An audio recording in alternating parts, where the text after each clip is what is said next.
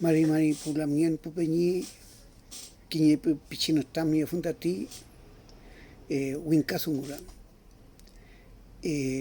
Bueno, lo que hoy nos tiene asombrado como sociedad, nos tiene impactado como sociedad, aquello que tenemos, aún tenemos la capacidad de impacto,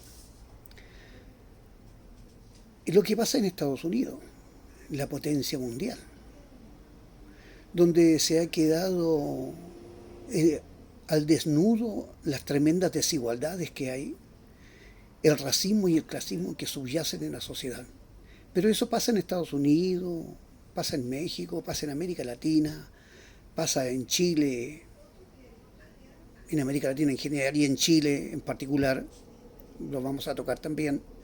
Y pasa en Europa, nosotros estamos viendo qué es lo que está pasando en Francia, lo que pasa en Inglaterra. El neoliberalismo nos puso la cadena en los bolsillos. Y nosotros de repente andamos con la cadena en la billetera y no hace mucho tiempo había como una costumbre social así, el que tenía más tarjetas, ¿cierto? Sacaba 4, 5, 6 tarjetas, ese era más poderoso. Ostentábamos las cadenas. Bueno, una sociedad inconsciente puede ser capaz de eso y mucho más. Por eso que hoy urge la concientización. Bueno, el problema que nosotros vemos en Estados Unidos, nosotros también lo tenemos en Chile, eh, con la sociedad chilena, con el Estado de Chile, por sobre todas las cosas, con su política de discriminación y de discriminación racial y segregación económica y segregación social. Porque hoy los barrios, hay barrios de ricos, hay barrios de pobres, hay barrios de menos pobres y hay barrios de pobres. Y ha quedado desnudo la gran necesidad que hay, la gran diferencia que ha instalado este neoliberalismo. Yo hablaba de las cadenas, estas cadenas que nosotros las llevamos en los bolsillos y que se llaman tarjeta de crédito. Hoy se critica, de repente hay gente que critica a los sindicatos, que critica a las organizaciones sociales. Pero las organizaciones sociales están luchando con las cadenas en los bolsillos. Y es así como nuestros Peña y nuestra Lamien en la sociedad tienen que salir a trabajar aún en época de pandemia.